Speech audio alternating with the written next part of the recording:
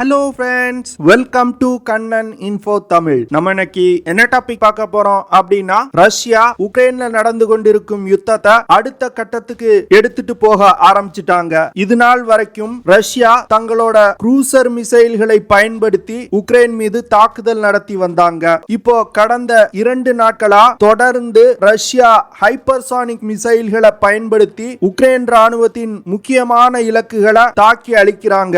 இந்த தாக்குதலுக்கு ரஷ்யா கின்சல் அப்படிங்கிற ஹைப்பர்சானிக் மிசைலை பயன்படுத்தி இருக்காங்க. இந்த வீடியோல ரஷ்யா எந்த இடத்துல இந்த தாக்குதல்களை நிகழ்த்தி இருக்காங்க, இந்த தாக்குதலோட முக்கியத்துவம் என்ன, இந்த தாக்குதல்ல பயன்படுத்தப்பட்ட கின்சல் மிசைலோட சிறப்பு அம்சங்கள் மற்றும் தாக்கும் திறன் குறித்து நம்ம டீடைலா இந்த வீடியோல பார்க்கலாம். நீங்க இப்பதான் நம்ம சேனலுக்கு ஃபர்ஸ்ட் டைம் வர்றீங்க அப்படின்னா நம்ம சேனலை சப்ஸ்கிரைப் பண்ணிக்கங்க. அப்படியே அந்த பெல் நோட்டிபிகேஷனை கிளிக் பண்ணி ஆல்ங்கிற ஆப்ஷனை எனேபிள் பண்ணிக்கங்க. பிப்ரவரி 24ஆம் தேதி ரஷ்யா உக்ரைன் போர் தொடங்கும் பொழுது ரஷ்யா உக்ரைனை 3 திசைகள்ல இருந்து தாக்க ஆரம்பிச்சாங்க. அதாவது ஈஸ்டர்ன் சைடுல ரஷ்ய கட்டுப்பாட்டுல உள்ள டொன்பாஸ் பகுதியில இருந்தும், நார்த் சைடுல ரஷ்யாவின் நட்பு நாடான பெலாருஸ் நாட்டுல இருந்தும், சவுத்ல ரஷ்ய கட்டுப்பாட்டுல உள்ள கிரைமியா தீபகற்ப பகுதியில இருந்தும் தங்களோட தாக்குதலை தொடங்கினாங்க.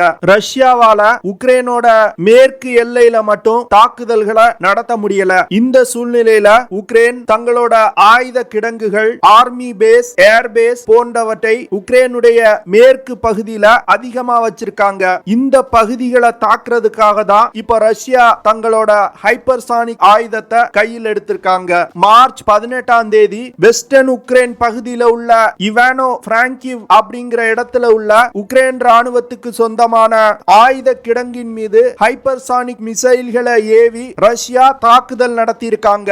இந்த தாக்குதல் மிகவும் கடுமையா இருந்ததாகவும், கிட்டத்தட்ட 50க்கும் மேற்பட்ட வீரர்கள் இறந்திருப்பதாகவும் செய்திகள் வெளிவந்திருக்கு. ரஷ்யா தாக்கிய இந்த ஆயுத கிடங்குல உக்ரைன் ராணுவம் அதிநவீன மிசைல்கள் மற்றும் லாய்டரிங் யூனிட்ஸை சேமித்து வைத்திருந்ததா சொல்லப்படுது. இந்த தாக்குதல்ல பெரும்பாலான ஆயுதங்கள் அழிக்கப்பட்டதா ரஷ்யா சொல்லியிருக்காங்க. இந்த தாக்குதல் குறித்து ரஷ்யாவின் டிஃபென்ஸ் மினிஸ்டர் ஸ்போக்ஸ்பர்சன் ஒரு பிரஸ் கான்ஃபரன்ஸ் வச்சு தெளிவுபடுத்தி இருக்காரு. உக்ரைன் ஆயுத கிடங்கின் மீது நடத்தப்பட்ட தாக்குதல்ல ரஷ்யாவின் கின்சல் ஹைப்பர்சானிக் மிசைல் பயன்படுத்தப்பட்டதாகவும், இந்த மிசைல் ஒரு ஏர் லான்ச் ஹைப்பர்சானிக் மிசைல் அப்படின்னும் அவர் சொல்லியிருக்காரு. இந்த தாக்குதல்ல உக்ரைனுக்கு மிகப்பெரிய சேதம் ஏற்பட்டிருக்கு அப்படின்னும் அவர் சொன்னாரு. வெஸ்டர்ன் உக்ரைன் பகுதியில ரஷ்யாவின் ஹைப்பர்சானிக் மிசைல் தாக்குதலுக்கு பிறகு உக்ரைனின் மேற்கு எல்லையில உள்ள நேட்டோ நாடுகள் மிகப்பெரிய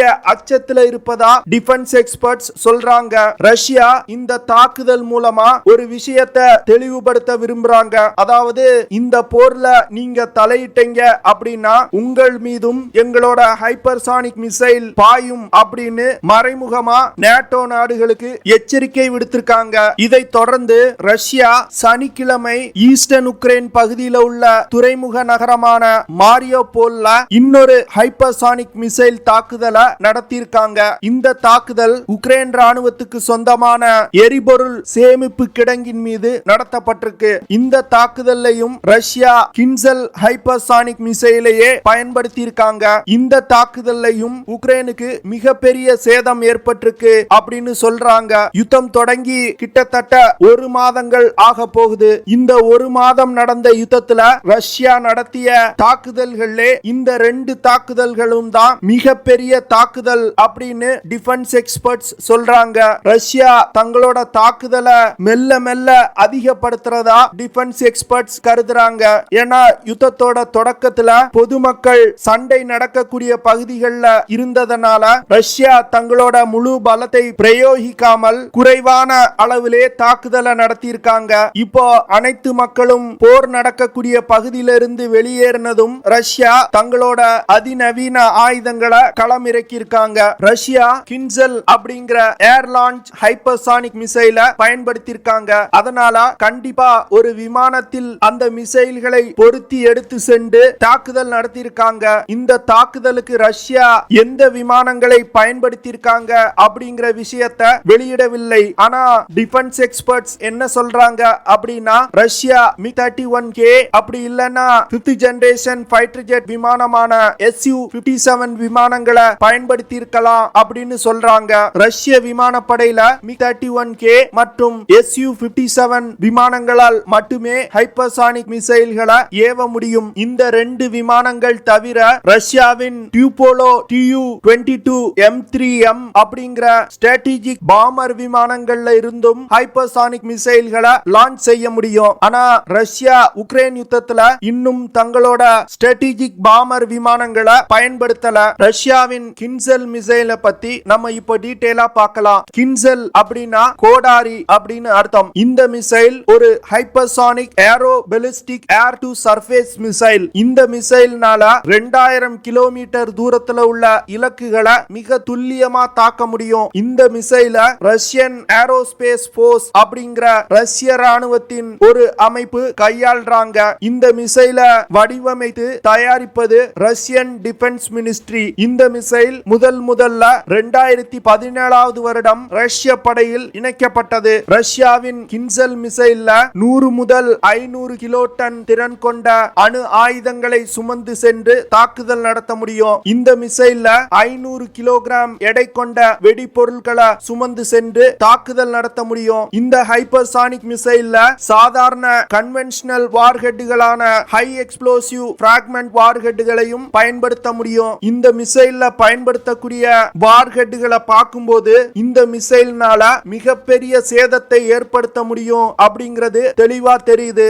ஏன்னா 500 கிலோகிராம் எடை கொண்ட வெடிபொருளை ஹைப்பர்சானிக் வேகத்துல ஒரு டார்கெட் மேல தாக்குதல் நடத்தினா சேதம் மிகப்பெரிய அளவுல இருக்கும். கின்சல் ஹைப்பர்சானிக் மிசைல்ல உள்ள ராக்கெட் மோட்டார்களை இயக்குறதுக்கு திட எரிபொருள் பயன்படுத்தப்படுது. ரஷ்யா இந்த கின்சல் மிசைல 2 விதங்கள்ல பயன்படுத்த முடியும். ஒன்னு சாதாரண ஃபைட்டர் ஜெட் விமானங்கள்ல இருந்து இந்த மிசைலை லான்ச் செய்ய முடியும். இரண்டாவது முறை ஸ்ட்ராட்டஜிக் பாமர் விமானங்கள்ல இருந்தும் இந்த மிசைலை லான்ச் செய்ய முடியும். சாதாரண ஃபைட்டர் ஜெட் விமானங்கள்ல இருந்து இந்த மிசைலை லான்ச் செய்யும் போது இந்த மிசைல்னால 2000 கிலோமீட்டர் தூரத்துல உள்ள இலக்குகளை தாக்கி அழிக்க முடியும். அதுவே ஸ்ட்ராட்டஜிக் பாமர் விமானங்கள்ல இருந்து கின்சல் மிசைலை லான்ச் செய்யும் போது 3000 கிலோமீட்டர் தூரத்துல உள்ள இலக்குகளை துல்லியமா தாக்க முடியும். இதற்கு காரணம் என்ன அப்படின்னா ஸ்ட்ராட்டஜிக் பாமர் விமானங்களால ஃபைட்டர் ஜெட் விமானங்களை விட அதிகமான உயரத்துல பறக்க முடியும். இதன் மூலமா ஸ்ட்ராட்டஜிக் பாமர் விமானங்கள்ல இருந்து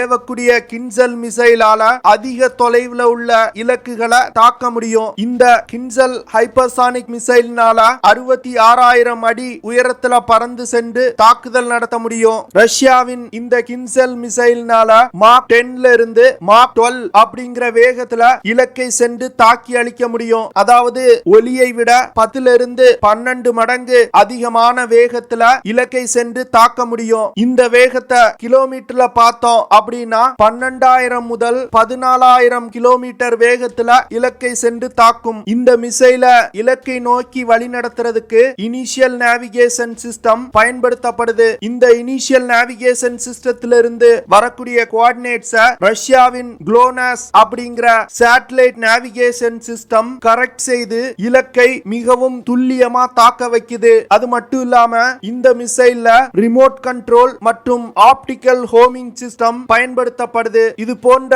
பலவிதமான கைடிங் சிஸ்டங்கள் மற்றும் ஹோமிங் சிஸ்டங்கள் இருப்பதனால இந்த மிசைல்னால இலக்கை மிக துல்லியமா தாக்க முடியும். அதாவது இந்த மிசைலோட circular error probability 1 metre. Circular error probability அப்படின்னா இலக்கிலிருந்து 1 மீட்டர் சுற்றளவுல இந்த மிசைல்கள்னால தாக்குதல் நடத்த முடியும். ஹைப்பர்சானிக் மிசைல்களை பயன்படுத்தி யுத்த களத்துல வெற்றிகரமா தாக்குதல் நடத்தக்கூடிய ஒரே நாடு ரஷ்யா தான். ரஷ்யாவிடம் இந்த கின்சல் ஏர் லான்ச் ஹைப்பர்சானிக் மிசைல் தவிர அவன்கார்ட் ஹைப்பர்சானிக் கிளைட் வெஹிக்கிள் மற்றும் ரஷ்ய கடற்படை பயன்பாட்டுக்காக ஜர்கான் அப்படிங்கிற ஹைப்பர்சானிக் மிசைலையும் ரஷ்யா பயன்படுத்தி வர்றாங்க. ரஷ்யாவின் இந்த ஹைப்பர்சானிக் மிசைல் தொழில்நுட்பத்தை பார்த்து நேட்டோ நாடுகள் கதி கலங்கி போயிருக்காங்க.